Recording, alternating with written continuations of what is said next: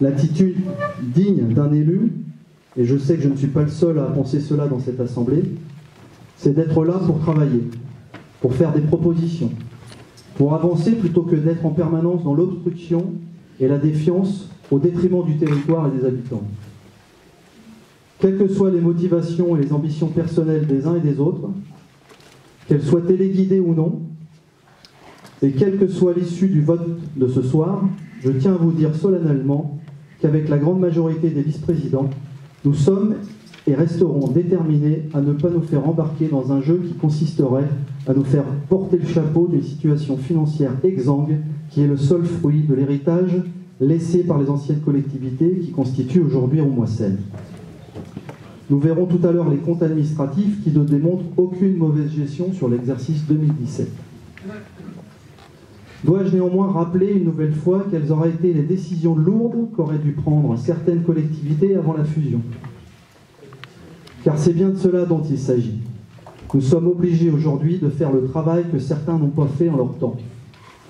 L'occasion est bien sûr toute trouvée, par opportunisme politique, de faire du vote de ce budget le troisième tour de l'élection du 4 janvier 2017. De plus, et cela n'engage que moi, permettez-moi de vous dire que je considère qu'une assemblée comme la nôtre doit être responsable et ses élus ne peuvent pas se cacher derrière le vote à bulletin secret. Il en va de notre responsabilité devant les habitants qui nous ont élus. Mes chers collègues, tout ceci pour vous dire, au-delà d'une volonté de débarquer un président et son équipe, que si vous voulez, au seul motif d'un conflit de personnes, confier le devenir de Roumois-Seine à l'État et à la Cour régionale des comptes, sachez que ce qui sera demandé comme effort fiscal à nos habitants sera de toute façon plus élevé et douloureux que ce qui vous est proposé ce soir de voter. Il me semble, au-delà de tous les désaccords exprimés ces dernières semaines, que le degré de responsabilité exigé sur ce point est tel qu'aucun élu de cette Assemblée ne sortirait grandi de cette situation.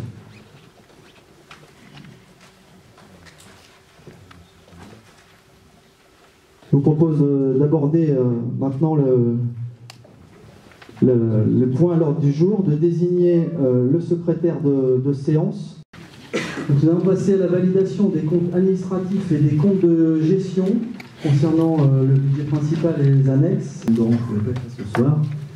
Je vais laisser la parole à Dominique Croisse pour qu'il puisse faire voter le compte. Il faut que ce soit le doyen. Alors c'est le doyen de la séance civile. Il dit qu'on va le remettre à contribution alors qu'il a l'habitude, il a fait ça longtemps. En général, il sortait. Je préfère si j'avais pas vous me preniez pour le doyen.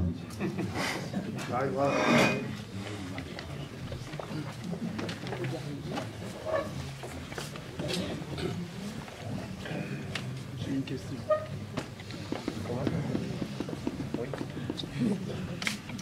Merci. Est-ce qu'on peut reprendre le budget principal, donc au niveau de l'investissement? Au niveau des équilibres, donc il y a un décalage de 900 000 € à peu près. Alors, si vous pouvez remonter au niveau des équilibres des budgets. Au niveau de l'affectation des résultats, c'est ça? Oui, voilà. D'accord. Donc c'est ici où auquel cas, donc on le voit, il y a déjà un décalage par rapport à ce budget 2017. Où en soi, donc on aurait eu besoin aussi de recouvrir à un emprunt, puisque là on a dégradé en soi notre capacité d'investissement, puisqu'on n'a pas engagé, donc auquel cas, ces recettes dans l'exécution du budget 2017. C'est simplement un point d'information par rapport à ce diaporama. Dès l'exécution du budget 2017, effectivement, nous avons consommé, et donc auquel cas pas toujours équilibré par rapport aux investissements qui étaient projetés, donc et équilibrer cela au niveau de notre section investissement. C'est que les chiffres soient remis. Donc par rapport à ça, donc c'est un besoin de 986 376,80. C'est ce chiffre-là qui me semblait intéressant aussi à retenir et à souligner.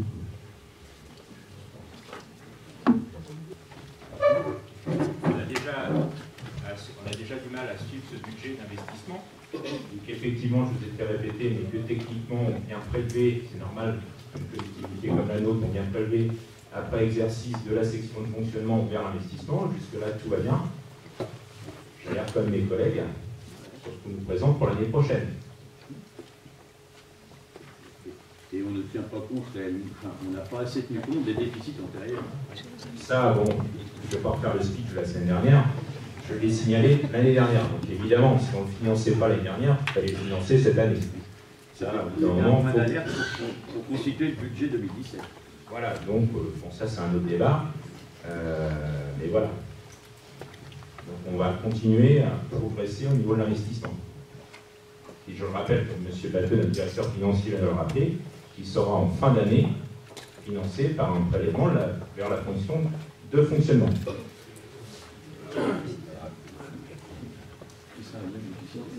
vais réclamer le vote à bulletin secret. Je ne pense pas que ce soit faillir à nos responsabilités de voter à bulletin secret. Je pense que ça va permettre à chacun, dans ce moment, de pouvoir voter librement en son âme et conscience.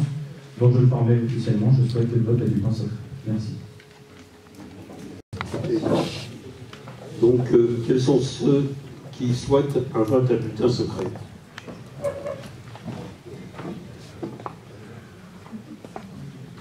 Je pense qu'il faut avoir le tiers des personnes. Combien? 39. 39. Et combien y a-t-il présent? Donc il y a plus du tiers, donc le vote se fera à bulletin secret.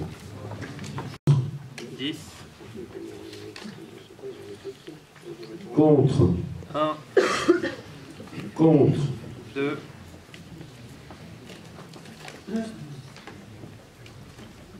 Pour. 6. Abstention. On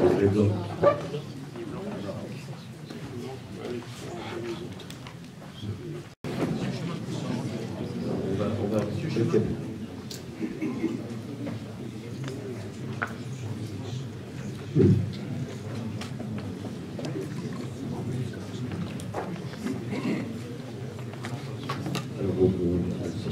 Oui, moi je vais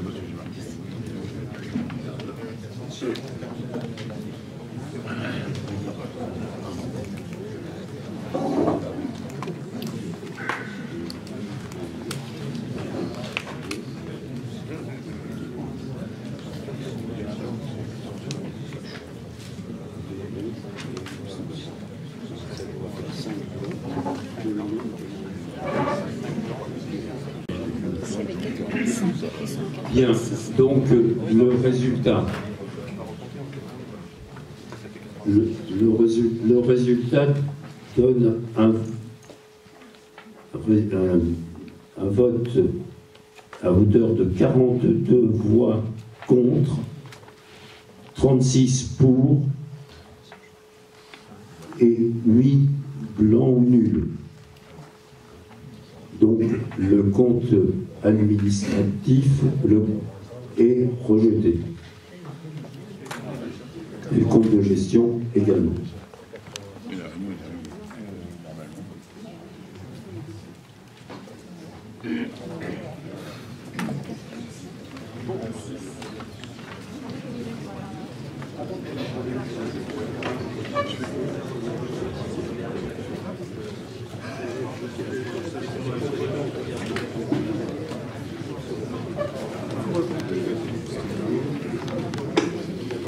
Vous avez dit que l'heure était grave.